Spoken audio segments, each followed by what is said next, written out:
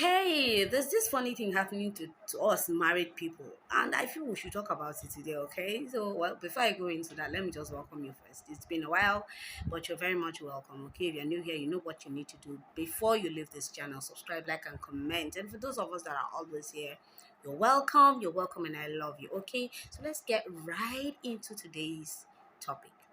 Now, before we got married, during our courtship, we've always loved the fact that okay, our husband is there, or sorry, our partner is there, or he calls us, we gist. Even when he comes around, like when we are gisting, we always want to like maintain this body contact. I don't know. You understand what I'm saying? You know, you always want to hear him talk to you, want to hear her speak to you, and stuff like that.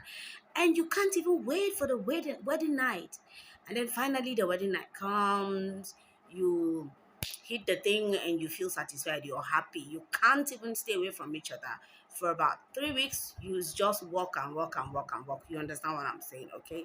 But in the course of all of this, as time goes on, we start realizing this dwindling desire, or should I say a fizzling of desire, of wanting to do these things or wanting to get intimate with your partner. And you know we some of us seem to like ignore it. We seem to like take it as something that is normal, but today I want to tell you that it's not normal. Now, when you start having such feelings, when you start experiencing, such fizzling desire, you no longer find your partner attractive, you no longer find your partner, interesting. You don't just see him as or her as anything important to you, such that you don't even want to get intimate with your partner. Then there's something is absolutely wrong, and you should know that your relationship is about to get drowned in that river. Okay, so I just want to call out some of the reasons you get that. Okay, so scientists have proven that, you know, for the woman who has lived with her partner for over 4 years, it is only normal that she starts, having such feelings of no longer being interested in the man, And that is what I call, familiarity issues. Now, when we get married, we tend to understand everything about our partner, his bad breath in the morning, in fact, his bad attitude and everything. The same thing goes for the woman, you know, and you realize that, you start living as if it's your husband, it's your brother. No, he's your brother or she's your sister. My guy, you two are not brothers and sisters. You're married couple, okay? Because brothers and sisters don't BT, but married people do bed twiddle, okay? So you must not allow yourselves to get into that stage where you get too familiar with one another that you no longer feel like it, okay?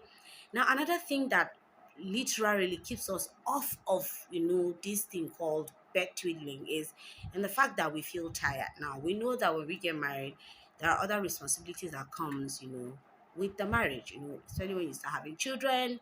You have to deal with work, you have to do with home chores, you have to do with so many things. Now, amidst all of this, it is expected that you are able to meet up and to be able to balance all of these things, okay? So, but most times we realize that we get so tired, we're stressed up, and because of all of these complaints and everything, you realize that our relationship gets sour. You no longer feel happy with your partner. And at the end of the day, you just feel, you're tired. It's dark. It's late at night. The next thing you want to do is to just go to bed and sleep. I've told you times with that number here that one of the things that could literally help you, relieve your stress is PT. Now, but we realize that, because we no longer feel like it, we are no longer interested, we just go to bed and we just want to rest, okay? So please, you need to watch it. You need to watch it, okay?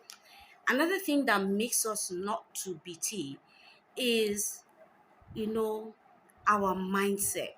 Now, psychologists such as Laurie have actually observed that, okay, there are two things to having great or healthy, bedtwidling lifestyle. Okay.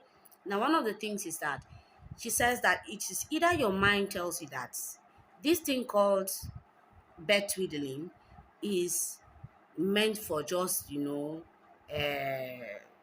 responsibility or your duty, or you see it as foreplay. Now, when you see it as your duty, it means okay, I am married, yes, it means I have to be doing it. So when it comes, where you just allow the person to just do it. It's not about that. Now, when you have that mindset, it means you're not even enjoying it, you're just doing it just to fulfill all righteousness, okay? But when you see it as foreplay, it means you want to go all the way, you want to understand, you want to enjoy the bed twiddling sessions while you observe your responsibility as married people. So everything boils down to your mindset, okay? She further advises that. Let me read it. I want to read it, verbatim, because I want you to get it exactly. She says, in that situation, she said that people should practice mindfulness during sex focus and immerse themselves in the smell of their partner's hair, the warmth of their skin, the feeling of their hands, their hands on your organ and stuff like that. I know when the man is touching you there, you need to reset your mind to be able to understand, to be able to get connected into what he's doing that day. Because if you don't, well, if you're just there, you won't really understand what the whole thing is, where the whole thing is taking you to. So these are some of the things you need to set your mind straight. It's not just about, being a married woman or being your responsibility to, give into your husband's whatever. But then it is also important you understand that this is something that's also pleasurable, that is meant to actually further, knit the two of you together in this thing called marriage.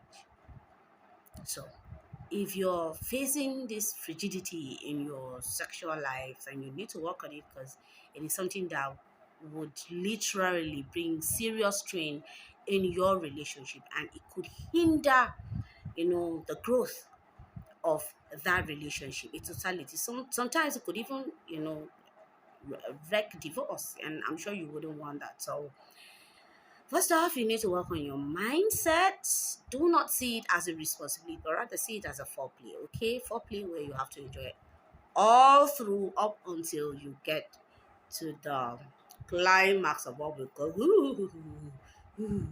am I doing? It's my eye. My eye has turned. It has refused to come back.